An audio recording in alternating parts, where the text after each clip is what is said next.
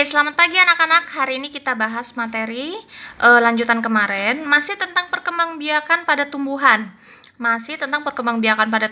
Angiospermae. Nah, ini kita belajar tentang perkembangbiakan yang generatifnya. Generatif itu nama lainnya adalah perkembangbiakan dengan cara kawin. Berarti dia menggunakan sel sperma dan sel telur. Oke, kita belajar lebih lanjut. Perkembangbiakan generatif itu adalah perkembangbiakan yang melibatkan sel sperma dan ovum. Terjadi pembuahan atau nama lainnya fertilisasi sehingga terbentuk embrio yang tersimpan dalam biji.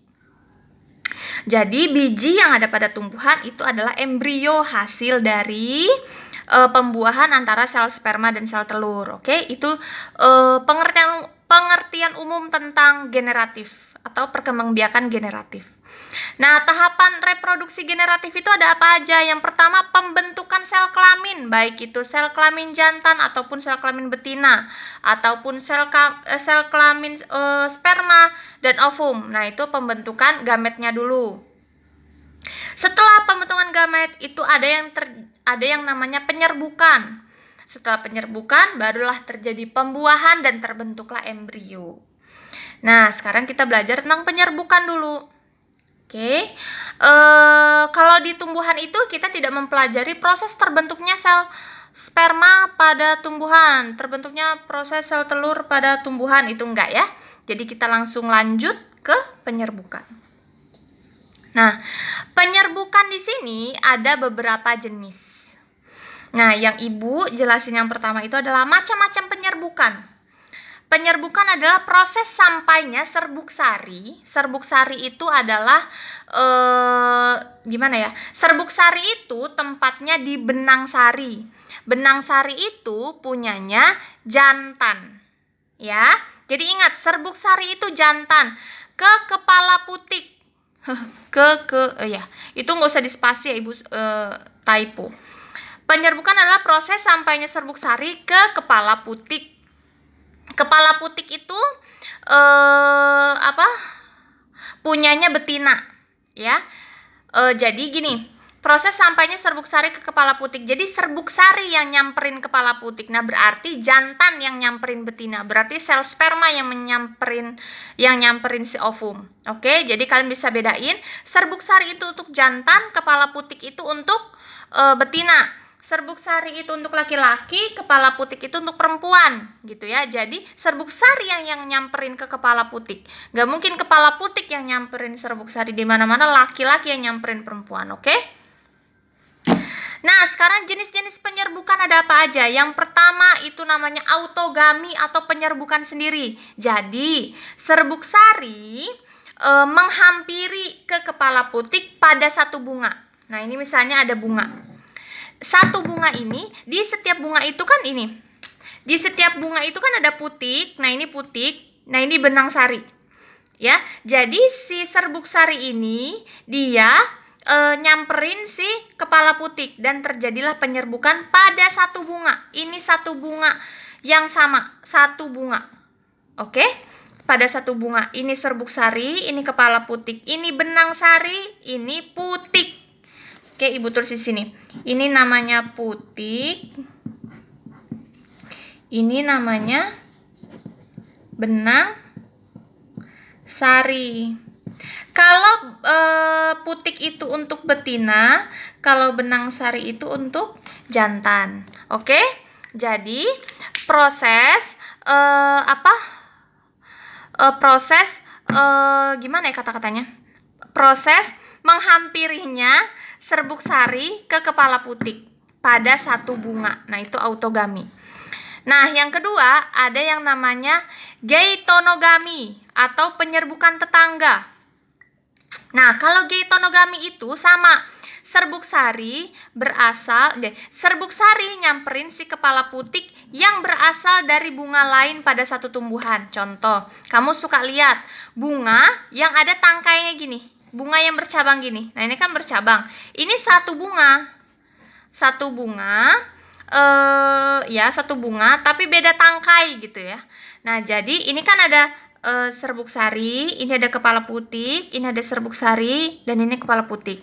Jadi dia tuh nyamperinnya nggak mau ke sini, tapi dia nyamperinnya malah ke tetangga, set gitu. Tapi masih satu tumbuhan, ya, masih satu tumbuhan, masih satu pot, masih satu tumbuhan, di mana si bunganya itu bercabang gitu ya.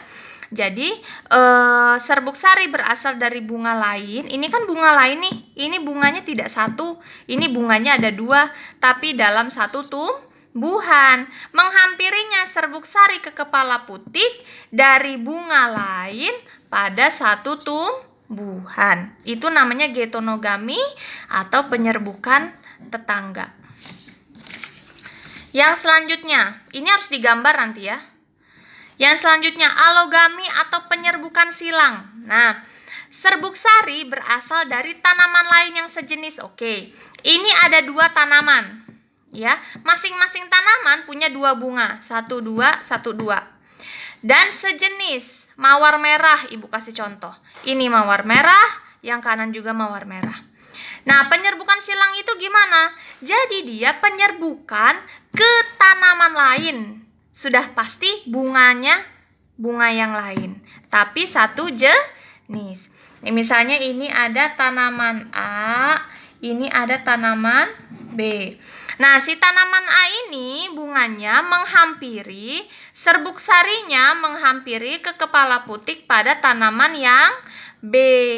Oke, dia nggak mau ke tanaman dia sendiri, dia bosen. Dia pengen tanaman yang lain, tapi satu jenis, yaitu mawar merah. Oke, itu untuk penyerbukan silang. Nah, yang terakhir, yang terakhir ini adalah bastar. Nah, ini adalah bastar. Bastar itu adalah serbuk sari berasal dari tanaman lain yang beda jenis. Oke. Ini ada dua tanaman, A, B, mawar merah, mawar putih. Oke. Nah, masing-masing tanaman dia punya dua bunga, 1, 2, 1, 2. Oke. Jadi, proses menghampirinya serbuk sari ke kepala putik pada tanaman lain yang berbeda jenis. Oke. Jadi misalnya serbuk sari mawar merah, dia nyamperin serbuk sari kepala putik mawar putih. Gitu. Dia jadi nggak sesama mawar merah, dia pengennya tanaman yang lain, mawar putih kayak mawar pink kayak mawar kuning kayak mawar hitam kayak mawar biru kayak, pokoknya mawar yang lain, tapi masih satu mawar. Ya, dia tidak bisa untuk misalnya berkembang biak misalnya dari mawar ke melati. Nah, itu nggak bisa. Dia harus satu jenis mawar. Nah, ini kan masih sama-sama mawar, tapi jenisnya yang berbeda, warnanya yang berbeda. Misalnya mawar merah ke mawar putih ke mawar pink ke mawar kuning, misalnya gitu. Ya, dia nggak bisa misalnya mawar ke anggrek, gitu ya. Belum bisa sampai ke situ. Oke, kecuali dibantu dengan teknologi manusia. Mungkin bisa, tapi untuk sendiri, untuk secara alamiahnya, dia harus sesama jenis. Oke, mawar ya sama mawar, gitu. Yang penting dia bedanya adalah jenis si mawarnya itu. Kalau ini mawar merah, dia nyamperin ke mawar putih. Serbuk sari mawar merah menghampiri kepala putik mawar putih. Paham ya? Itu untuk macam-macam penyerbukan. Kalau ada yang nggak ngerti, langsung tanya, jangan diem-diem baik. Kita lanjut yang selanjutnya, ini tentang macam-macam penyerbukan berdasarkan jenis perantara. Jadi kalau kalian pernah dengar, mungkin penyerbukan dibantu oleh angin, dibantu oleh manusia, dibantu oleh serangga. Nah, ini kita pelajarin sekarang. Yang pertama, itu nama lainnya adalah anemogami. Anemogami ini penyerbukan dibantu oleh angin. Contohnya jagung, padi. Bunga yang ada di jagung dan bunga yang ada di padi itu bisa dibantu penyerbukannya oleh angin. Yang kedua, entomogami. Entomogami itu dibantu oleh serangga, biasanya oleh lebah dan kupu-kupu yang menghinggap pada mahkota bunga, lalu terjadilah penyerbukan. Contoh bunga matahari. Terus yang kedua, ornitogami. Ornitogami itu adalah burung. Biasanya adalah burung kolibri pada bunga cangkring. Bunga cangkring itu seperti apa juga Ibu belum pernah lihat. Gimana bentuk bunga cangkring itu ya. Tapi dia tipe penyerbukan ini dia dibantu oleh burung. Biasanya itu adalah burung kolibri yang burung kolibri ini adalah pemakan madu yang ada di mahkota itu, gitu ya. Dia menghinggap di mahkota burung itu untuk mengambil serbuk sarinya, lalu hinggap di bunga yang lain. Nanti serbuk sarinya jatuh ke kepala putik dan terjadilah penyerbukan. Yang keempat, chiropterogami. Itu dibantu oleh kelelawar, contohnya kaktus, bunga-bunga yang ada di kaktus itu biasanya diserbukan oleh kelelawar. Yang kelima adalah antropogami, manusia. Kalau manusia jenisnya banyak, tumbuhannya banyak ya. Oke, setelah penyerbukan timbullah yang namanya fertilisasi. Fertilisasi itu apa? Pasti kalian sudah tahu.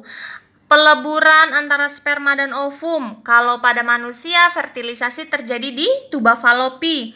Tapi untuk tumbuhan fertilisasi terjadi di kantong embrio.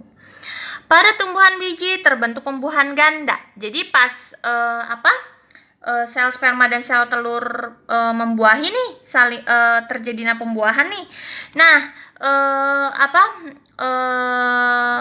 nanti dia akan melakukan pembelahan ganda. Pembelahan ganda itu apa? Pembelahan ganda itu nanti ada bagian si embrio itu yang akan menjadi buah. Nanti ada bagian si embrio itu yang akan menjadi biji. Samalah kayak manusia. Manusia kan misalnya sel sperma dan sel ovum udah fertilisasi nih di tuba falopi. Jadi kan embrio, nah nanti embrio itu akan membentuk 3 lapisan. 3 lapisan. Lapisan yang pertama nanti akan membentuk kulit, rambut. Nah, gitu ya. Lapisan yang kedua itu dia akan membentuk otot, tulang. Nah, lapisan yang terakhir, lapisan yang paling dalam itu akan membentuk organ-organ, jantung, mata, gigi, lidah, usus, paru-paru dan lain-lain. Sama kayak tumbuhan juga gitu. Pas sperma dan ovumnya fertilisasi atau terjadi pembuahan, maka terbentuklah embrio. Dan embrio itu nanti akan terbentuk menjadi 2 bagian, misalnya gitu, 2 lapisan, misalnya gitu. Lapisan yang pertama akan menjadi buah, lapisan yang kedua akan menjadi biji, gitu ya. Nah, biji pada tumbuhan ini akan berkecambah. Maksud berkecambah ini dia akan tumbuh. Prosesnya namanya perkecambahan. Perkecambahan ini adalah tumbuhan yang kecil sekali, yang masih kecil, yang masih tahap pertumbuhan. Nah, biji yang akan berkecambah ini tumbuhlah nanti akan menjadi tumbuhan baru. Biasanya nanti ada yang namanya penyemaian, akan disemai dulu, dikasih pupuk dulu, disiram dulu. Setelah besar baru dia dipindahin ke tanah, gitu ya. Yang kayak gitu. Nah, perkecambahan ini, perkecambahan pada tumbuhan monokotil dan dikotil itu jelas berbeda. Kalau monokotil itu perkecambahannya disebutnya hipogel. Kalau dikotil perkecambahannya disebut epigel.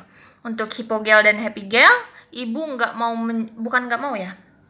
Ibu pengen kalian mencari tahu sendiri seperti apa sih hipogel dan epigel, atau nanti kita akan bahas di pertemuan selanjutnya tentang proses fertilisasi itu seperti apa.